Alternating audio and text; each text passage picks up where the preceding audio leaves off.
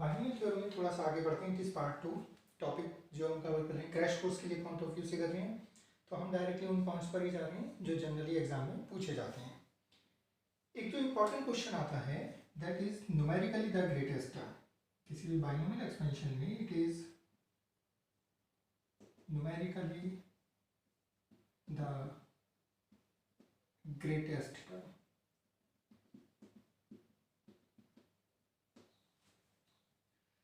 Numerically the greatest term यानी कि हम a प्लस बी की पावर n का एक्सपेंशन ले रहे हैं। a प्लस बी की पावर एक्सपेंशन मुझे मालूम है इट इज nc0 a की पावर n b की पावर 0 nc1 a की पावर n माइनस 1 b की पावर 1 nc2 a की power n minus 2 b square till it goes ncn a की पावर 0 b की power n। It is the binomial expansion. अगर हम बात करते हैं केवल ये nc0 nc1 nc2 up to ncn, तो हमें मालूम है कि these are known as coefficients, ये बाइनोमियल कोफिशिएंट्स हैं। और बाइनोमियल कोफिशिएंट्स ये जो वैल्यूज हैं nc0 nc1 टिल ncn तक, इनकी वैल्यू जो मिडिल मोस्ट होती है, मिडिल मोस्ट जो होती है दैट इज मैक्सिमम। यानी कि अगर मैं केवल कोफिशिएंट की बात करूं तो जो सबसे बीच वाली टर्म में आएगा ncn के आधे पर जो आएगा और होगा तो शिफ्ट कराकर जो बिल्कुल मिडिल मोस्ट कोफिशिएंट होगा उसकी वैल्यू मैक्सिमम होगी। लेकिन हम किस चीज़ को, हम ए और बी की वैल्यूज़ को इर्रेस्पेक्टिव मान रहे हैं। यानी कि हम ए और बी की वैल्यूज़ पर डिपेंड नहीं कर रहे हैं कि ए और बी कितना आ रहा है मेरे पास। लेकिन अगर मैं इस पूरी टर्म की बात कर रहा हूँ तो इसमें तो ए और बी की वैल्यूज़ भी इफेक्टिव है। हो सकता है ए की पावर बहुत ज़्यादा है, यहाँ पे बी की पावर 0 है, ए की पावर कम होती जा रही है। और इस टर्म की अगर बात करता हूँ तो ए की पावर 0 बी की पावर मैक्सिमम है। अगर मैं पूरी की पूरी टर्म की बात करता हूँ तो ये तीन चीज़ों के ऊपर डिपेंड करेगी। एक तो कॉम्बिनेशन की वैल्यू, दूसरी चीज़ ए और बी की वैल्यूज पावर के ऊपर भी डिपेंड करेगी, क्योंकि जो स्टार्टिंग की पावर्स हैं, स्टार्टिंग की टर्म्स हैं, उसमें ए की पावर ज़्यादा इफेक्टिव है, ज़्यादा बड़ी पावर है। और जो बाद वाली टर्म्स हैं उसमें बी की पावर ज़्यादा इफेक्टिव है। तो अगर मैं केवल total values numerically the greatest, numerically की हम बात क्यों कर रहे हैं, हम ए और बी को पॉजिटिव मान के बात कर रहे हैं। क्योंकि निगेटिव टर्म में क्या होता है, एक टर्म अगर एक टर्म पॉजिटिव आती है, दूसरी निगेटिव, तीसरी पॉजिटिव, चौथी निगेटिव, इस टाइप से हमारे टर्म्स ऑब्टेंड होती हैं। न्यूमेरिकली हम केवल प्लस माइनस को जोड़कर उसकी न्यूमेरिकल वैल्यू की बात कर रहे हैं। तो अगर हम किसी भी बाइनोमियल एक्सपेंशन में न्यूमेरिकली द ग्रेटेस्ट टर्म की बात करते हैं तो हम किसी भी टर्म को न्यूमेरिकली ग्रेटेस्ट तब मान सकते हैं जब वो अपने, मान लेते हैं ये टी आर है, जनरल टर्म मैंने मान ली टी आर प्लस 1, ये अपने से प्रीवियस टर्म जो होगी उससे भी बड़ी हो, और जो इससे नेक्स्ट टर्म होगी टी आर प्लस 2 उससे भी बड़ी हो। तो मैं किसी भी टर्म को, general term T R plus 1 को न्यूमेरिकली ग्रेटेस्ट तब मान सकता हूँ जब ये अपने नेक्स्ट टर्म से भी बड़ी होनी चाहिए और अपनी प्रीवियस टर्म से भी बड़ी होनी चाहिए। तब मैं कह सकता हूँ कि न्यूमेरिकली ग्रेटेस्ट है। मॉडुलस में लेंगे, प्लस माइनस को अवॉइड करके तब बात कर रहे हैं न्यूमेरिकल वैल्यू। किसी भी टर्म को सबसे बड़ी टर्म तब माना जा सकता है कि वो अपने से आगे वाली टर्म से भी बड़ी है और अपने से प्रीवियस टर्म से भी बड़ी है। तो मैं केवल इसका इतने वाले पार्ट को पिक कर लेता हूँ। हम numerically greatest term find out कर रहे हैं ए प्लस बी की पावर एन में। तो मैंने देख लिया कि ये एक इम्पॉर्टेंट और अच्छा टॉपिक है जेईई मेंस के लिए, न्यूमेरिकली द ग्रेटेस्ट टर्म। तो मैं ये मान के चल रहा हूँ अगर मैं केवल इतने वाले पार्ट को यूज़ कर लेता हूँ और न्यूमेरिकली के लिए इसका मैंने मॉडुलस भी ले लिया, तो T are plus 1 upon T R की value must be greater than equal to 1। मैंने अभी आधे पार्ट को छोड़ा है, इस वाले पार्ट को इसलिए छोड़ा है, हम एक ट्रिक इसमें यूज़ कर लेते हैं जिसकी वजह से मुझे इस वाले पार्ट की ज़रूरत नहीं पड़ती है, लेकिन वो क्वेश्चन को सॉल्व करते समय तभी आएगा। इसको अगर मैं थोड़ा सा सॉल्व करता हूँ, T are plus 1 A plus B की पावर एन में it is N C R A की power N minus R B की power R upon N C R minus 1 A की power N minus are plus 1 into B की power R minus 1 numerically must be greater than equal to 1। और थोड़ा solve करते हैं। अगर हम ध्यान से देखें ऊपर बी बचेगा, नीचे ए बचेगा, और एन सी आर इसको ओपन करें, factorial N upon factorial R factorial N minus R नीचे आ जाएगा तुम्हारे पास factorial N factorial R minus one and here it is factorial N minus are plus one into B upon A numerically must be greater than equal to one. इसको थोड़ा सा काफ़ी सारी टर्म्स कैंसिल हो जाती हैं, तो मेरे पास आया था numerically n minus are plus one upon r. Numerically तो केवल बी अपॉन ए पर ही डिपेंड करेगा क्योंकि एन और आर की वैल्यूज तो पॉजिटिव ही हैं। तो दिस वन, इसको सॉल्व करने पर एंड रिमेंबर दिस पॉइंट, इस पॉइंट को हमें याद रखना है। जब कभी भी वो न्यूमेरिकली द ग्रेटेस्ट टर्म की बात करता है तो मैं बिल्कुल बेसिक्स पे नहीं जाऊंगा कि कहाँ से आया कैसे कैसे, हम न्यूमेरिकली द ग्रेटेस्ट टर्म का क्वेश्चन इस वाले पॉइंट से स्टार्ट करेंगे।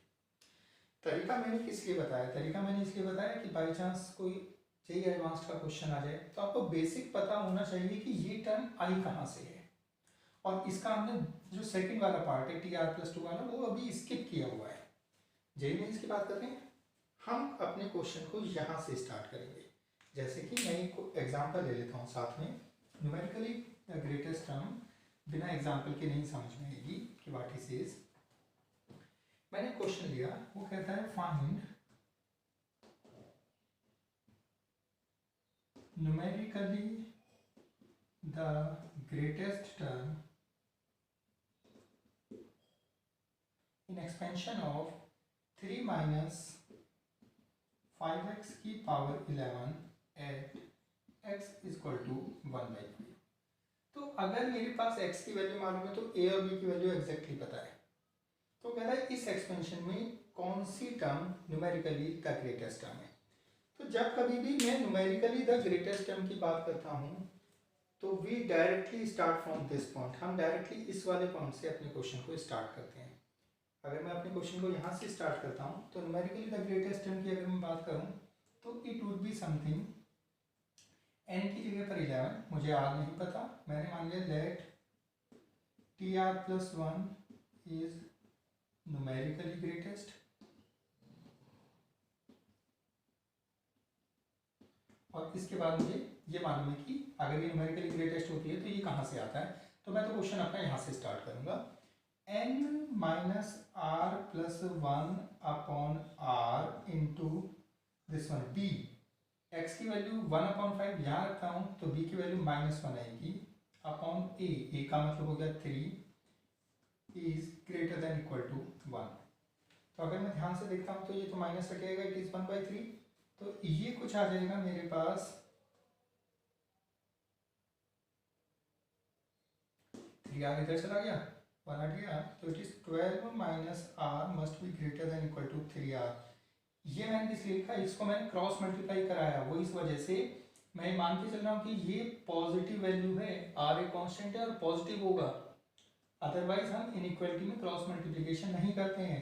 तो आर की वैल्यू अगर मैं इससे देखता हूँ तो it is something if 4r less than 12 r less than equal to 3 आया। अब मैं ये बता रहा हूँ कि जो हमने इसका आधा पार्ट छोड़ दिया था उसका इफेक्ट हम डायरेक्टली यहाँ पे देख लेते हैं, हम क्वेश्चन में नहीं उसको इन्वॉल्व कराते हैं, वहाँ पे टाइम नहीं लगाते हैं। जो आर की वैल्यू मैं यहाँ से ऑब्टेन करता हूँ उस आर की वैल्यू को देखकर हम ये बता सकते हैं कि जो उसका इफेक्ट क्या पड़ेगा या आर एग्जैक्टली कितना होना चाहिए। जो हमारे पास इस वाली इक्वेशन से आर ऑब्टेन होता है वो 4 तरीके से ऑब्टेन हो सकता है, या तो कुछ इस टाइप से हो जाए 15/4 फ्रैक्शन में आ जाए, लेस देन में आ जाए, या एग्जैक्टली ऐसे आ जाए, या यही चीज ग्रेटर देन में आ जाए, या एग्जैक्ट पॉइंट आ जाए। 4 ही तरीके से हो सकता है, लेस देन में आएगा या ग्रेटर देन में आएगा, लेस देन या ग्रेटर देन में या तो फ्रैक्शन में आएगा या इंटीजर वाला पॉइंट आएगा। 4 ही तरीके से आपकी वैल्यू ऑब्टेन हो सकती है।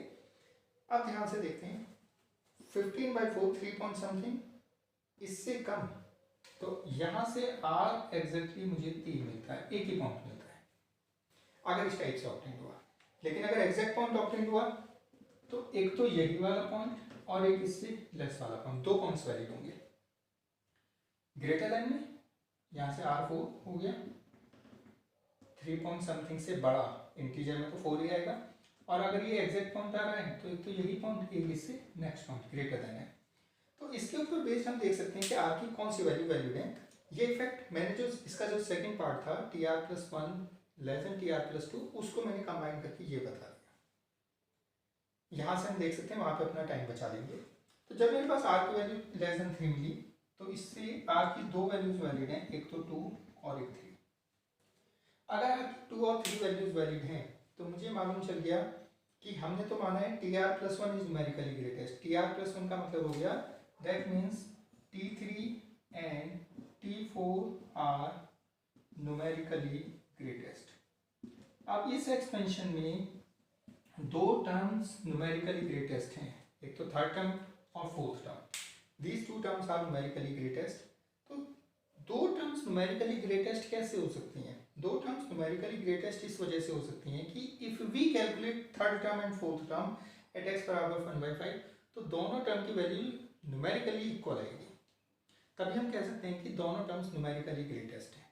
तो ध्यान रखो, आर की वैल्यूज के ऊपर, ये मैंने एक एग्जांपल लिया है, इसको देखकर हम आर की वैलिड वैल्यूज को चेक कर सकते हैं कि वैलिड वैल्यूज क्या आनी चाहिए, और उसके बेस पर हम न्यूमेरिकली ग्रेटेस्ट हम बता सकते हैं। फ्रैक्शन में आ रहा है तो एग्जैक्टली एक ही R3 है तो T4, तो अगर फ्रैक्शन में आ रहा है तो एग्जैक्टली एक ही टर्म न्यूमेरिकली ग्रेटेस्ट होती है। एग्जैक्ट पॉइंट पर दो टर्म्स न्यूमेरिकली ग्रेटेस्ट होती हैं, और दो टर्म्स न्यूमेरिकली ग्रेटेस्ट होने का सीधा सा मतलब कि दोनों टर्म की न्यूमेरिकल वैल्यू सेम होगी, तभी हम न्यूमेरिकली ग्रेटेस्ट उसको बोल पाएंगे। न्यूमेरिकली ग्रेटेस्ट टर्म का क्वेश्चन हम डायरेक्टली इस वाले पॉइंट से स्टार्ट करते हैं। पता होना चाहिए कि आया कहाँ से, but we start from this point. Numerically greatest term के बाद हम एक्सपेंशन में आते हैं।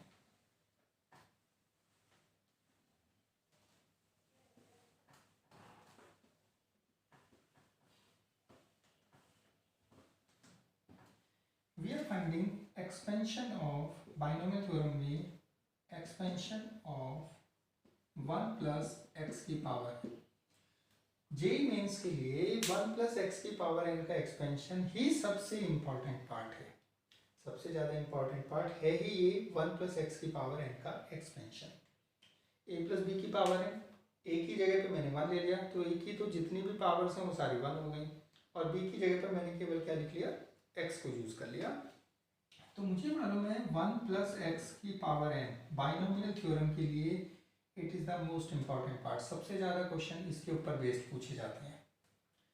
1 प्लस एक्स की पावर n की मैं बात कर लेता हूँ। वैल्यू होती है nc0 plus nc1 into X, nc2 into X square, nc3 into X cube till it goes ncn into X की पावर n।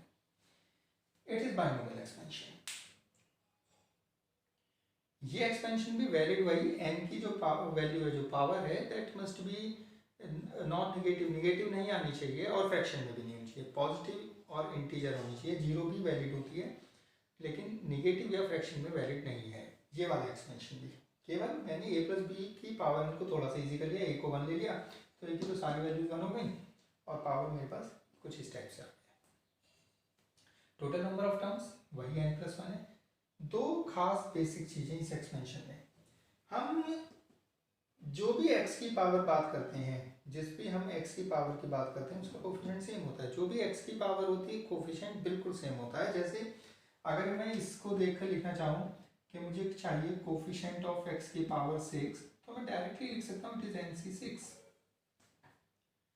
अगर मुझे चाहिए कोफिशिएंट ऑफ x की पावर r इस एक्सपेंशन में, तो we can directly write it NCR। जो x की पावर वही कोफिशिएंट, पहली प्रॉपर्टी। दूसरी प्रॉपर्टी, हम जिस टर्म की बात करते हैं कोफिशिएंट उससे एक कम होता है। कोफिशिएंट उससे कम होने का मतलब, अगर मैं फोर्थ टर्म की बात करता हूँ, ध्यान से देखें, it is the fourth term, 1 2 3 4, it is the fourth term, ये फोर्थ टर्म है।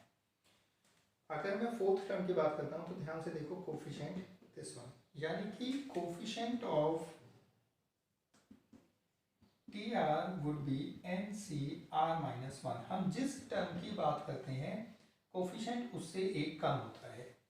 अगर मुझे ये दो बेसिक कंसेप्ट याद हैं तो मैं डायरेक्टली कोफिशिएंट्स वगैरह कैलकुलेट कर सकता हूँ। अगर इस 1 प्लस एक्स की पावर n में, मान लो यहाँ पे हो जाता है 1 प्लस एक्स स्क्वायर की पावर 10। दूसरा एक इसका एक और प्रॉपर्टी ध्यान रखनी है, x की कौन कौन सी पावर्स ऑब्टेंड होती हैं। 1 प्लस एक्स की पावर n में x की पावर 0, x की पावर 1, x की पावर 2, यानी कि x की पावर 0 से लेकर मैक्सिमम पावर तक सारी पावर्स ऑब्टेंड होती हैं। 1 प्लस एक्स की पावर n, हमारे पास x की सारी पावर्स ऑब्टेंड होती हैं 0, 1, 2, 3 से लेकर n तक। तो अगर मैं 1 प्लस एक्स स्क्वायर की बात करता हूँ पावर 10, फॉर एन एग्जाम्पल मैंने ये ले लिया, कितनी टर्म्स आएंगी 11 आएंगी, क्योंकि पावर 10 है तो टोटल टर्म्स कितनी मिलेंगी 11 टर्म्स मिलेंगी। पावर्स कौन कौन सी होंगी, x की पावर 0 मिलेगी, मैक्सिमम x की power 20, we get every even power of x from 0 to 20, minimum power x की पावर 0, मैक्सिमम 20 दिस पावर, और हर एक इवन पावर x की पावर 4 मिलेगी, x की पावर 6 मिलेगी। लेकिन इफ आई आस्क कि इसमें x की पावर 5 का कोफिशिएंट चाहिए,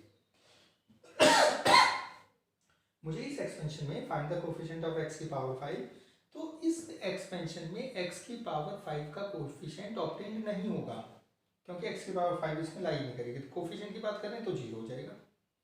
ऐसे ही अगर मैं 1 प्लस एक्स क्यूब की पावर 10 की बात कर लूँ, तो इसमें हर एक थर्ड पावर वाले कोफिशिएंट्स मिलेंगे, minimum power 0, maximum 30, total terms 11। क्या इसमें x की पावर 10 मिलेगा, नहीं। हमें कौन सी पावर्स ऑब्टेंड होंगी, जो 3 के मल्टीपल्स हैं। उसने पूछा क्या x की पावर 12 ऑब्टेंड होगा, इसमें x की पावर 12 ऑब्टेंड होगा, बिल्कुल 3 के मल्टीपल में आती है। कोफिशिएंट क्या होगा, अगर मुझे इसमें चाहिए कोफिशिएंट ऑफ x की पावर 12, तो सबसे पहले तो मैंने देखा कि क्या x की पावर 12 इसमें एग्जिस्ट करेगा, तो x की पावर 12 तो एग्जिस्ट करेगा, क्यों 3 के मल्टीपल में आ रहा है। कहाँ पे एग्जिस्ट करेगा, जब इसकी पावर 4 आएगी तब एग्जिस्ट करेगा, और जब इसकी पावर 4 आएगी तो कोफिशिएंट भी कितना होना चाहिए, सेम कोफिशिएंट, तो कोफिशिएंट हो जाएगा NC4। आसान है ये चीज़ें कैलकुलेट करना, और इम्पॉर्टेंट भी है एग्जाम के पॉइंट ऑफ व्यू से। मान लीजिए मेरे पास आया 1 माइनस 2x की पावर 10, और मैंने पूछा मुझे चाहिए इसमें कोफिशिएंट ऑफ एक्स क्यूब मिलेगा, क्योंकि 0 से 10 तक सारी पावर्स एक्स की मिलेंगी, जो x की पावर वही कोफिशिएंट, तो इसका कोफिशिएंट कितना मिलेगा 10c3, नहीं, जितनी बार भी x आएगा साथ में -2 भी आएगा, तो साथ में एक -2 की पावर 3 भी ऑब्टेन होगा।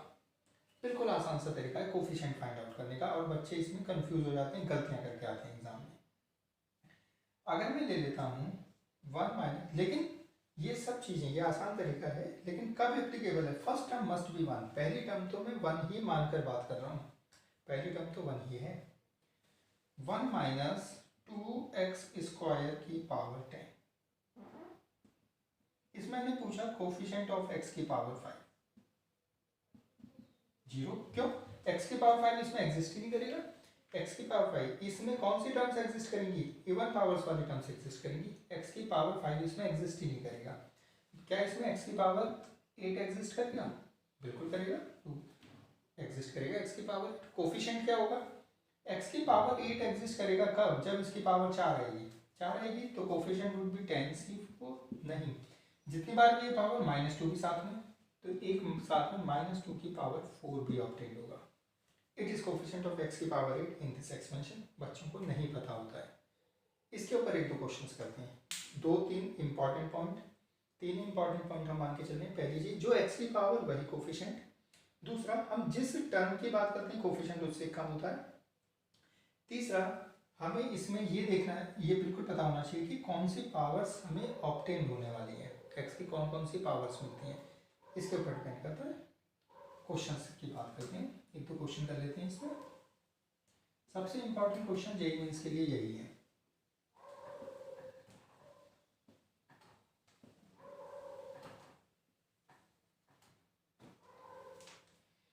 मैंने क्वेश्चन ले लिया, find coefficient of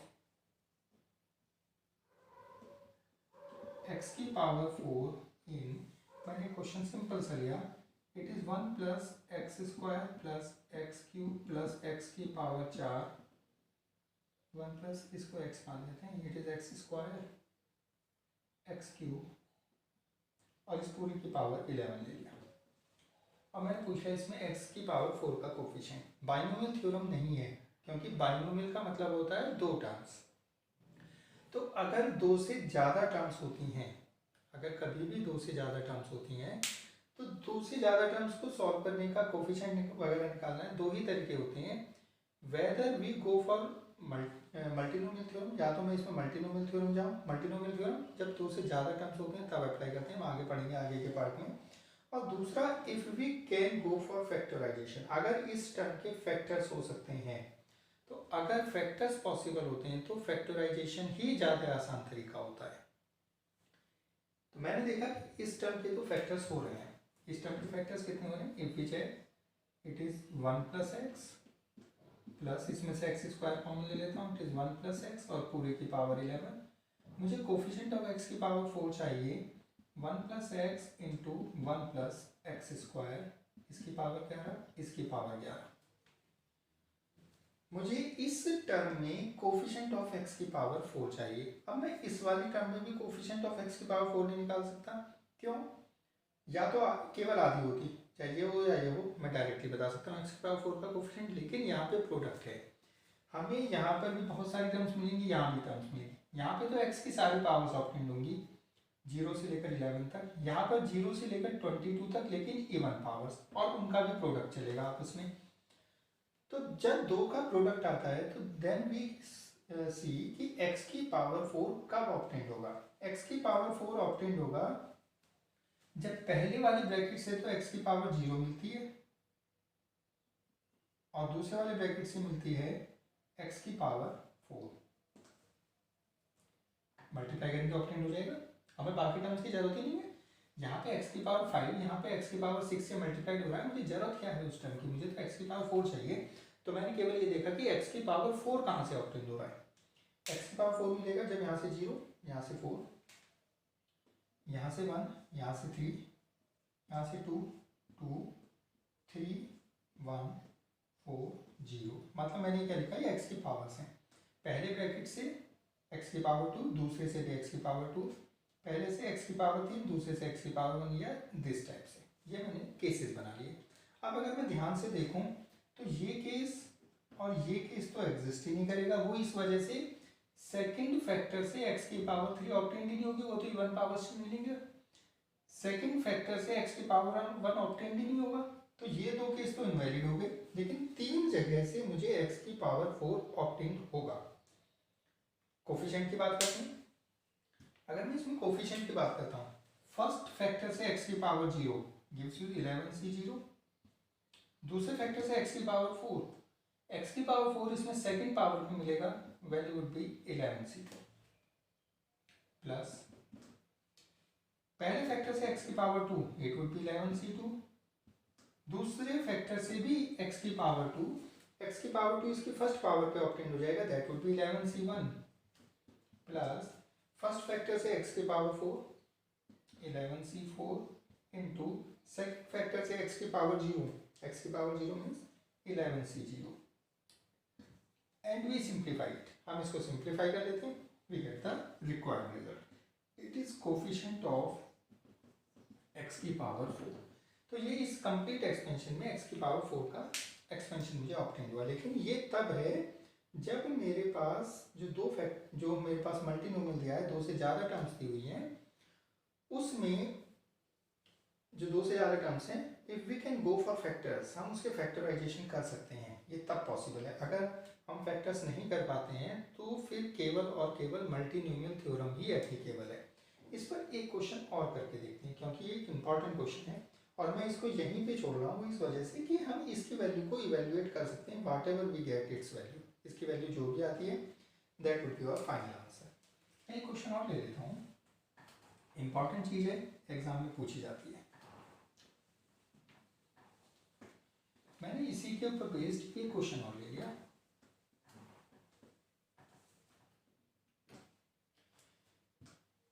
He says find coefficient of x की पावर 7,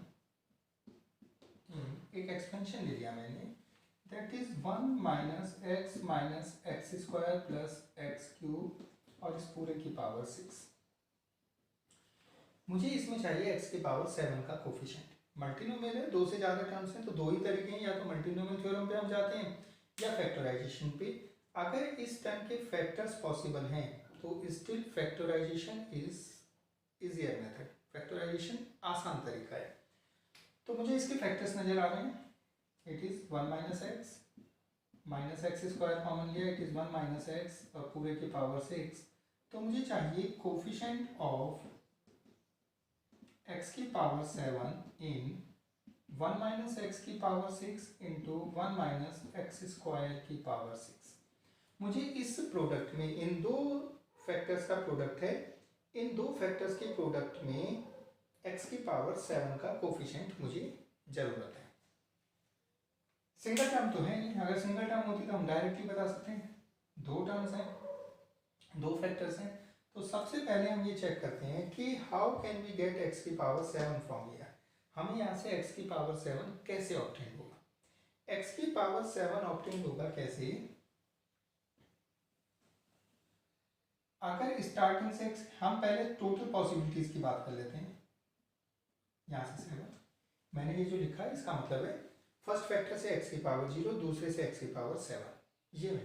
पहले हम टोटल पॉसिबिलिटीज चेक करते हैं, फिर उसमें देखेंगे कि वैलिड वैल्यूज कौन कौन सी हैं। सारे काउंट्स तो वैलिड नहीं होंगे।